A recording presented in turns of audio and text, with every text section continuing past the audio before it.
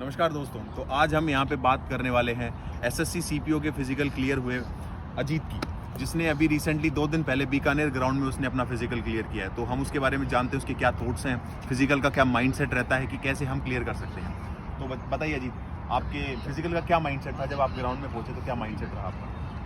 वहाँ जाने के बाद ये था कि बस फिजिकल देने तो आए हैं यार, वो क्लियर करना ही है, क्योंकि जब अपन घर से निकल जाते हैं और एक तैयारी होती है तो एक मोटिवेशन अलग ही होता है कि वहाँ जाके आराम से एक कॉन्फिडेंस आता है देख के कि भाई हो जाएगा अपना फिजिकल। इस माइंड सेट पे क्या था कि फिजिकल तो करके ही आना है, कैसे भी करो भाई। आप मुझे थोड़ी देर पहले कुछ बता रहे थे कि 400 मीटर पे ही बोलते हैं कि यार अब अगली रुक जाते हैं, अगली बार करेंगे। तो ये माइंडसेट से आपने कैसे कवर अप किया? जब अपन फर्स्ट रनिंग करते हैं 1600 मीटर का ग्राउंड था हमारे, तो उसमें ये लगा कि जैसे 400 मीटर रनिंग करा तो उसमें मेरे से आगे 35 जने निकल चुके थे, क्योंकि हमारा ग्रुप था जो 50 का था, तो मेरे से लगभग 35 लड़के आगे थे। तो मैंने सोचा कि यार इस बार तो नहीं होगी रनिंग, तो मैं पीछे थोड़ा सा ऐसे मन में आगे रुक जाते हैं भाई। लेकिन फिर जैसे जैसे 400 मीटर के बाद में लोग पीछे रहने लगे, कॉन्फिडेंस आने लगा और लास्ट तक तो सिर्फ 7 बंदे आगे रहते, क्योंकि मेरी रनिंग थी जो 6 मिनट में कंप्लीट हो गई थी। फिर तो हम ये जानना चाहते हैं कि आपने यहाँ ग्राउंड में जो पहले प्रैक्टिस की रनिंग आपने कितने मिनट में गिरी और आपने वहाँ कितना मिनट तोड़े और कितने सेकंड्स तोड़े, हम ये जानना चाहते हैं।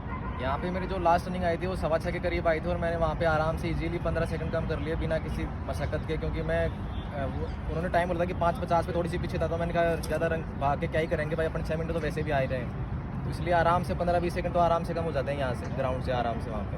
तो सबसे पहले मैं अपने दोस्तों को ये बताना चाहता हूँ कि अगर आपका 6:45 6:50 भी आ रहा है तो जैसे अजीत ने 15 सेकंड तोड़े तो आप लोग भी 15 या 20 सेकंड 25 सेकंड आप तोड़ सकते हैं। बस सब कुछ खेल है माइंडसेट का। तो आपने तैयारी कहाँ से करी? सबसे पहले ये बताइए मेरे को। मैंने फिजिकल गुरुजी से की तैयारी। तो आप कृपया करके दर्शकों को थोड़ा एक्सप्लेन करिए कि कहाँ से आपने तैयारी करी। मैंने फिजिकल गुरुजी अकेडमी से तैयारी की थी। मैं आया था यहाँ से 15-20 दिन के पहले, तो वहाँ पे मेरा रनिंग टाइम नहीं आ रहा था। यहाँ आने के बाद फर्स्ट टाइम जो रनिंग था मेरा वो 6.5 मिनट आया था, क्योंकि मैं पहले 7-8 दिन प्रैक्टिस कर चुका था। लेकिन फिर सर के पास आया 7 दिन एक्सरसाइज वगैरह करी, तो फिर मेरा 6.5 मिनट आया पहले, और दूसरे वीक में मेरा 6:15 आया था। तो मैंने सर के पास सिर्फ 15 दिन के अंदर फिजिकल निकाला है।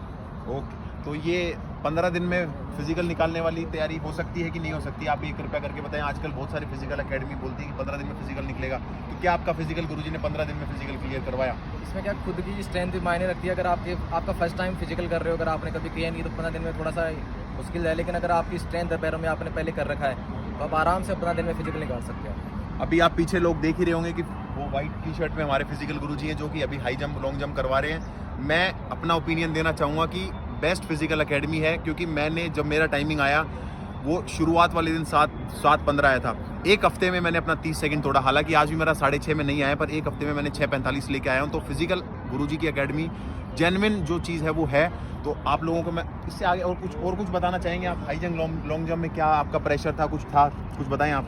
हाई जंप मेरा फर्स्ट में हुआ था, लेकिन लॉन्ग जंप मेरा सेकंड में हुआ था। तो आपको दिमाग में वो लाइन होती है जो कि उसको दिमाग में नहीं रखना है, आपको थोड़ा सा लाइन से पहले जंप करना है ताकि आपका फाउल ना हो, क्योंकि एक बार फाउल हो गया तो फिर दिमाग में रहता है कि भाई निकलेगा या नहीं निकलेगा।